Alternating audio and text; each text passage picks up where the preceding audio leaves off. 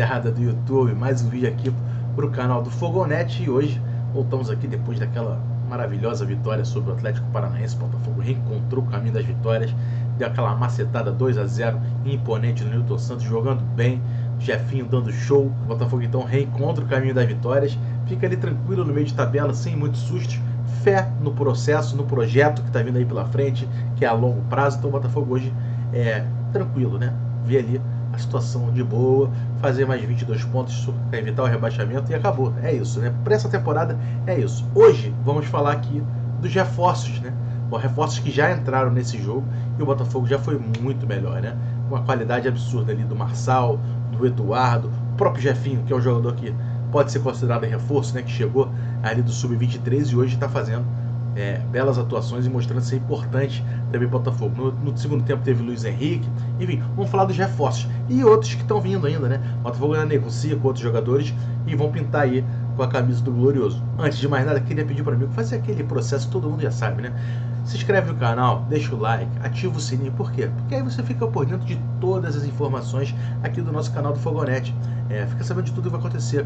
Todas as lives, fazemos live todos os dias, 1h30 da tarde, vocês sabem disso, né? Dia de jogo, depois, acabou o jogo, todo mundo vai pro Fogonete, sabe que também tem live pós-jogo.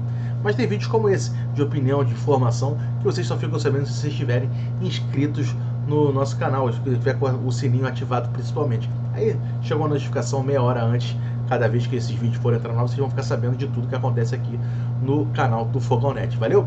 Então, dá essa moral aí, faz aquele processinho que você já sabe, tá? E vamos que vamos. Bom, o Botafogo já mudou de patamar com a chegada aí de alguns reforços, né? Nessa janela de transferências.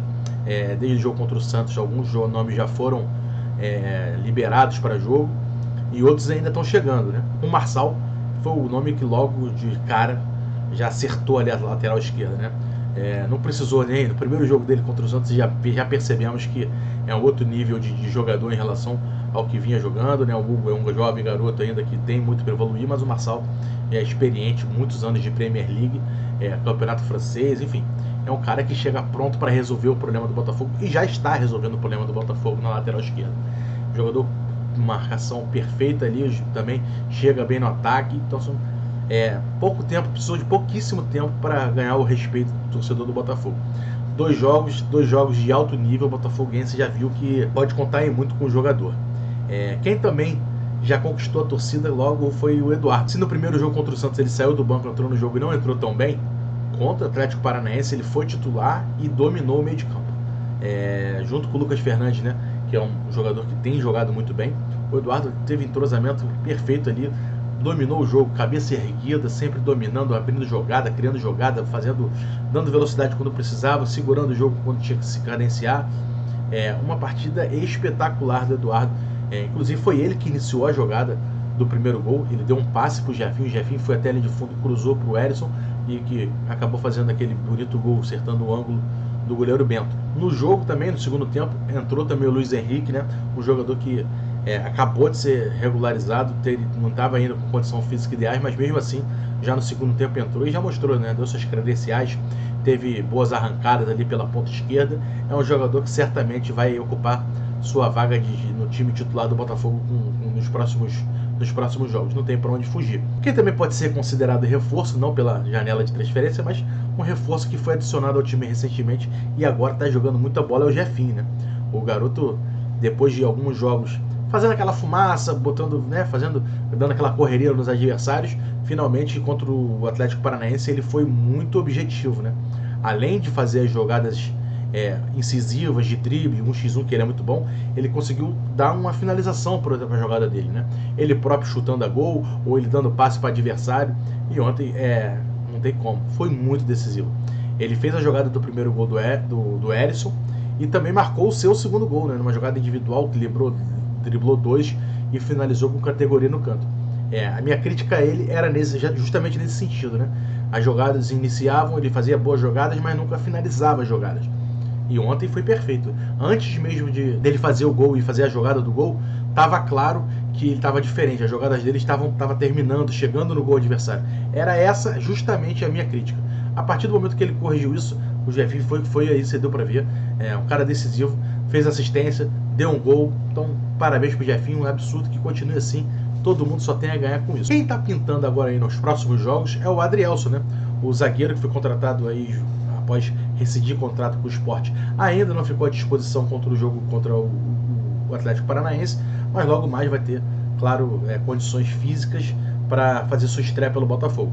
É um jogador que chega com enorme expectativa, principalmente por se tratar de um setor que a torcida do Botafogo ainda espera melhoras. Acredito que quando o Cuesta voltar, ele vai ser adicionado ali junto ao time e provavelmente deve ser a dupla titular do Botafogo nesse restante do Campeonato Brasileiro.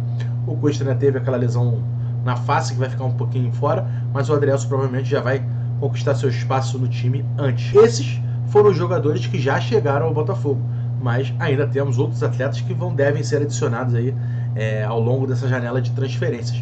Um deles é o camisa 9, né, o Tiquinho Soares, por exemplo. É um jogador que é o plano A do Botafogo para o centroavante, para ser o camisa 9. Tem negociações avançadas com ele, mas o jogador defende o Olympiacos, que está na fase classificatória da Liga dos Campeões.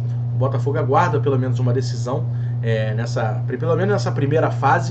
Se avançar de fase, a coisa fica mais complicada para o Botafogo. Porém, o Botafogo ainda acha que consegue fazer uma oferta para trazer o jogador antes. Se tiver uma eliminação, aí abre o caminho mais ainda para o Botafogo. Vamos ver o que vai acontecer. O jogo agora nessa quarta-feira. O Botafogo está atento para ver para ter um desfecho positivo nessa negociação. Outro jogador que virou agora a prioridade do Botafogo é Danilo Barbosa, o volante que estava no Nice. Ele ficou conhecido aqui do Brasil por ser campeão da Libertadores em 2021 com o time do Palmeiras e logo depois ser negociado com o time francês.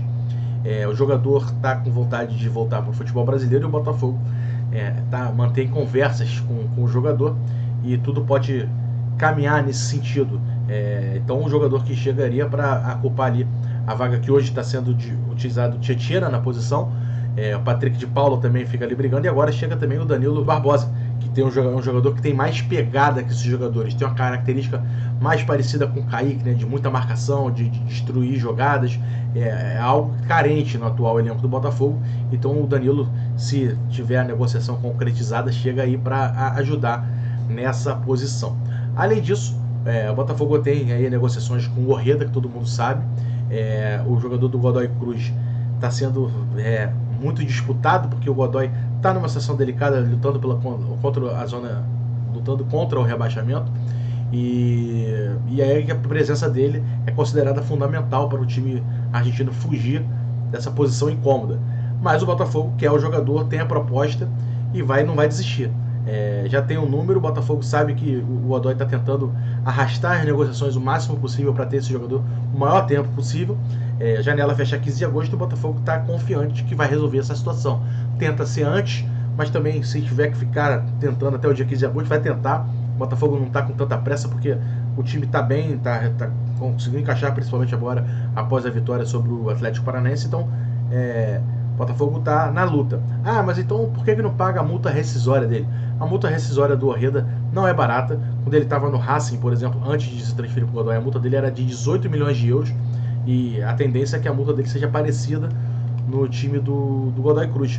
Hoje a negociação entre os clubes está na casa dos 5 milhões de dólares. É um valor bem distante dos 5 milhões de dólares para os 18 milhões de euros, que seria a multa rescisória. Então o Botafogo só vai conseguir o jogador se tiver realmente o aval do time argentino.